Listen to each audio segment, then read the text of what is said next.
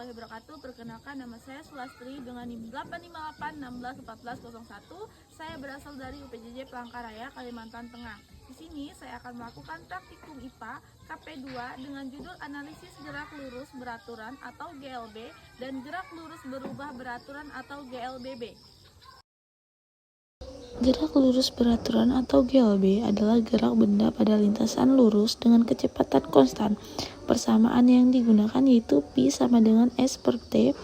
Gerak lurus berubah beraturan atau GLBB adalah gerak benda pada lintasan lurus dengan kecepatan konstan.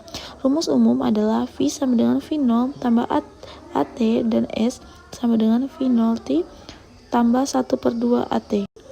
Tujuan saya melakukan praktikum adalah memahami konsep statistik dan GLBB menentukan hubungan antara jarak waktu, kecepatan, dan percepatan pada GLB dan GLBB.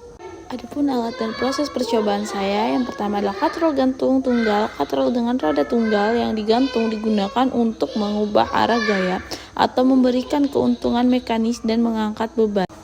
Kedua, stopwatch, alat pengukur waktu yang digunakan untuk mencatat waktu tempuh suatu objek penting dalam menentukan kecepatan dan percepatan. Garis adalah alat ukur panjang yang digunakan untuk mengukur jarak yang ditempuh oleh objek.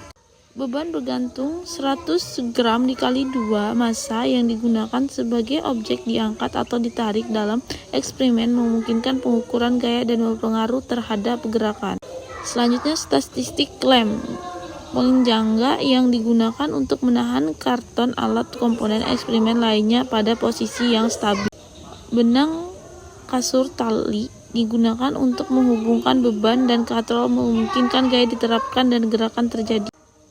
Plastisin, bahan lunak yang digunakan bentuk mungkin digunakan untuk menahan beban atau menyesuaikan massa sistem.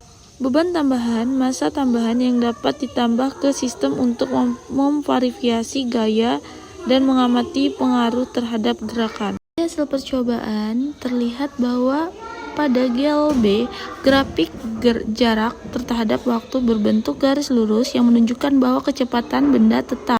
Pada GLBB, grafik berbentuk kurva dan menunjukkan bahwa benda mengalami percepatan secara konstan. Dari data hasil pengamatan terlihat bahwa pada GLB, grafik hubungan jarak dan waktu menunjukkan garis lurus yang mengidentifikasikan kecepatan dan konstan. Sementara itu, pada GLB, grafik menunjukkan kurva yang menghasilkan adanya percepatan. Gaya gesek merupakan faktor penting yang mempengaruhi hasil percobaan dalam percobaan GLB, yang gaya gesek dapat menyebabkan kecepatan benda dan tidak benar-benar konstan.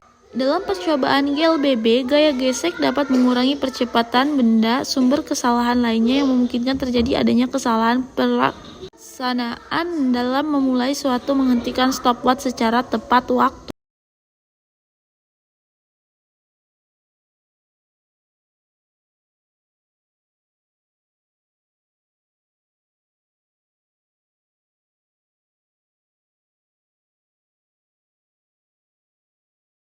Kesimpulan dari percobaan saya adalah menunjukkan perbedaan jelas antara GLB dan GLBB memiliki kecepatan tetap sedangkan GLB memiliki kecepatan konstan. Menunjukkan perbedaan antara GLB dan GLBB pada gerak benda bergerak dengan kecepatan konstan sedangkan GLBB benda bergerak dengan kecepatan konstan.